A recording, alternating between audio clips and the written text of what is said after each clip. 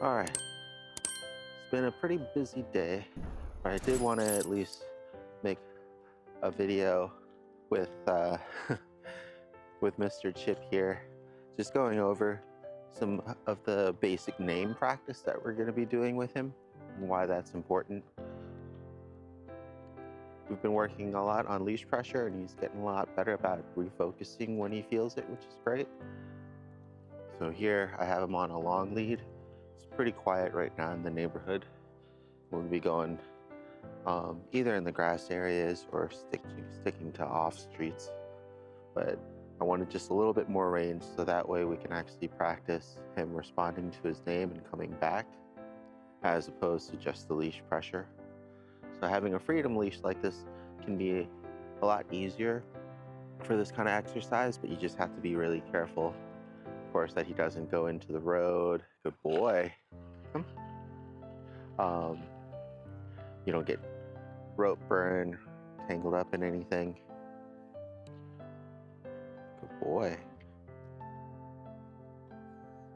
Yeah, he's doing a really good job of coming back from whatever he is exploring is with the leash pressure.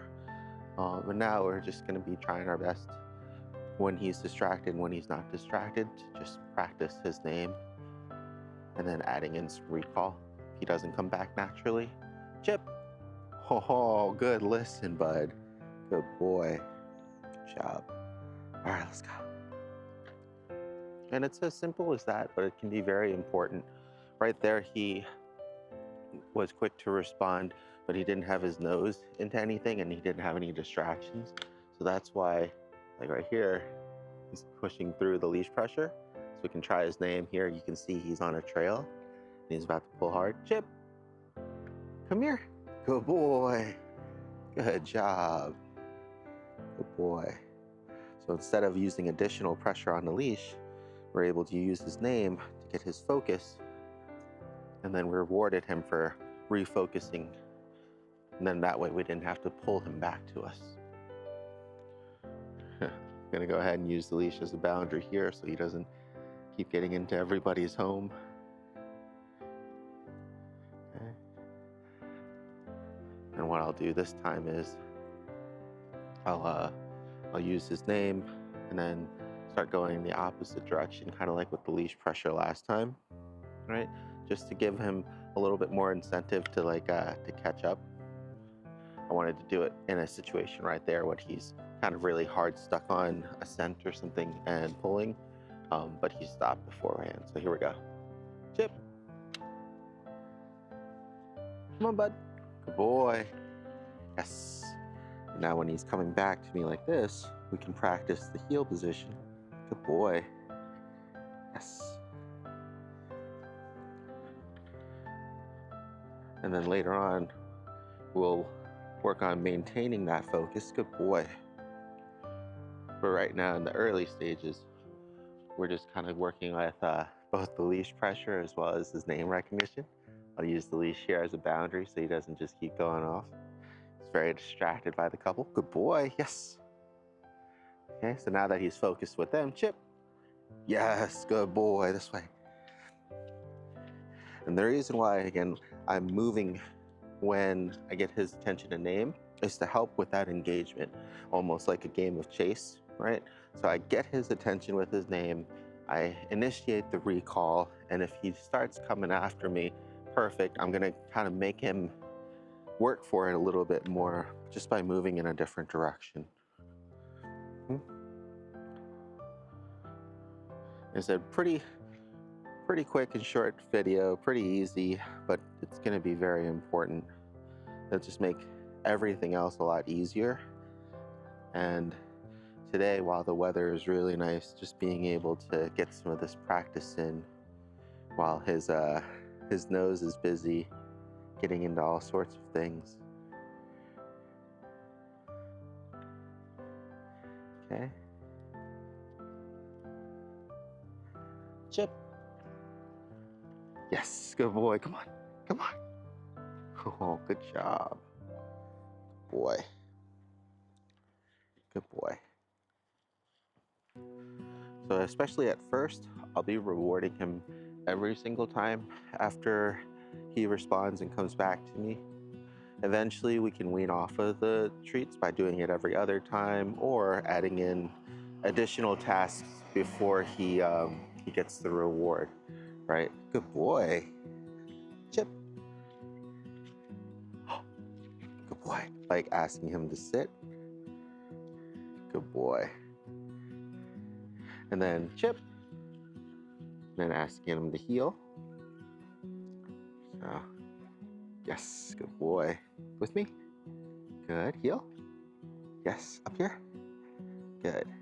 And when I'm asking him to heel, it's a combination of both the positioning. So that's why I put my hand there to kind of give him a target to hit. And if he touches it, perfect. And then I redirect his attention and his focus back up towards my eyes. And then I see if I can take a few steps with him staying next to me in that heel. And then I give him a treat and then release him. That'll be something that leans more towards the next part of our exercises is just going to be maintaining focus and really trying our best to get him to stick to us. Good boy. Good job. Chip. Oh, good job. Good boy. Really getting him to stick with us until we release him. Right now, he's just kind of doing it, and then he gets a reward, and he feels like the task is done, which is pretty normal because most of the time beforehand in his life, when we ask him to do something, he does it, and then he gets paid. Eventually, we want him to be able to redirect his focus on command, and then remain focused onto us until we give him another command. And sometimes that can be really difficult for puppies, especially in exciting, distracting environments. And here, right, he's going out into the street. I made sure there's no cars coming, and then can almost get wrapped into the pole here. So I'm gonna go ahead and temporarily lock the lead. Boy, this way. Good. Yes. Wait.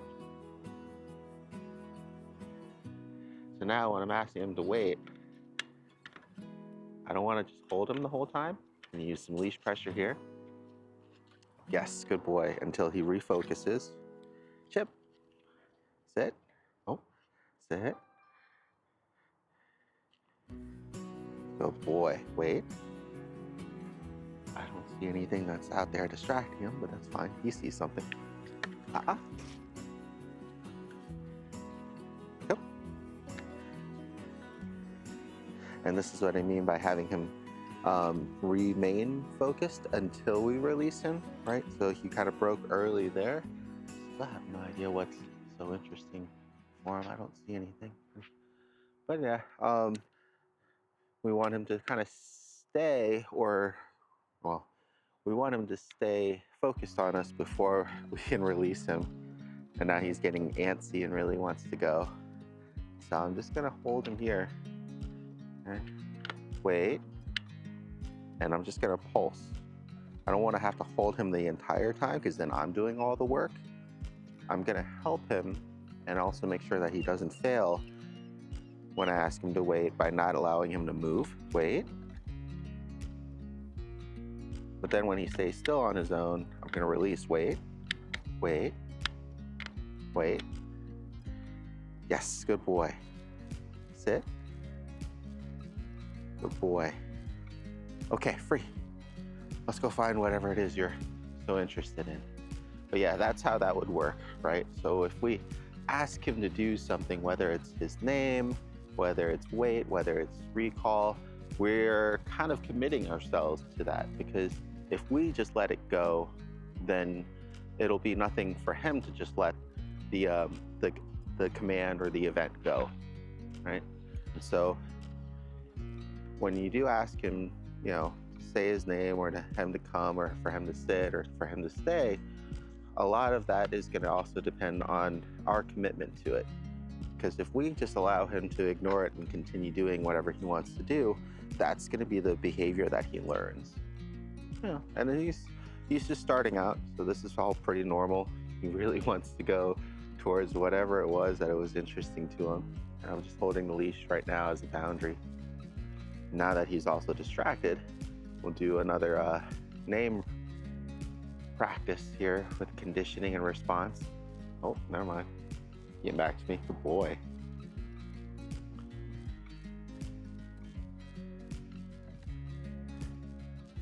And then I'll go ahead and end the video here so that way it's nice and short so we can get it uploaded tonight with everything else. But we're gonna do a couple more rounds around the block and neighborhood a little bit, maybe in the back area where there's just some grass and trees and stuff, just for a little bit of a change of pace.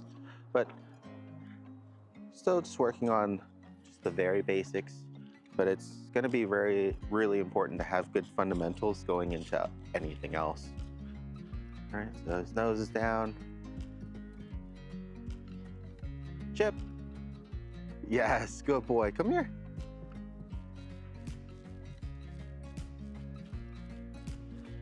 Right, so you kind of see there he hesitated. So I made it a little bit harder for him to resist coming to me by running or kind of moving quickly backwards. And so it increased his engagement. Come, good boy, come on. Yes, good job, right? Just making it a little bit more exciting than just standing there giving him commands. Initiating a chase and almost like a game for him to play, to be successful at. And that'll go a long ways, especially with the more distractions that we kind of introduce him to. Like, it doesn't seem very much right now, but he's still at that lower stage still where we really need to develop his response. And right now we're just doing it in positive methods, right? Just giving him praise, giving him treats. The only negative is just the fact that he's not allowed to ignore a command. Right? If we ask him to stay, he's going to end up stuck there until he stays and refocuses. If we call his name, we're going to end up getting his attention somehow before he is allowed to kind of continue on. So he does have consequence. He just really doesn't have any corrections right now or anything like that, just because we really need to first start by building good habits with him and understanding what to do and when to do it. And if I have to always force him to do something, then he's not learning it as much on his own. Right, Chip? Good boy.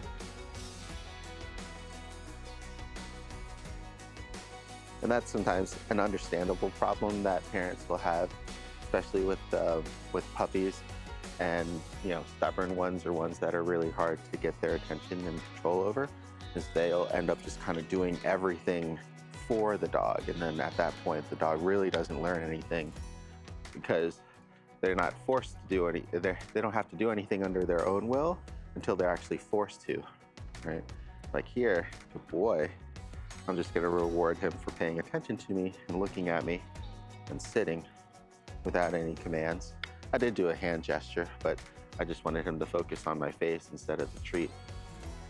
But the more that he understands what to do and what not to do for a reward, the less commands and inputs that we'll have to do, which will make our lives easier too. Just like how some people at work do well when they're, managed in the beginning and they need help, but then once they kind of get it, the more hand-holding that we do or the more micromanaging that we do, the less that they learn, and sometimes people also don't like being micromanaged.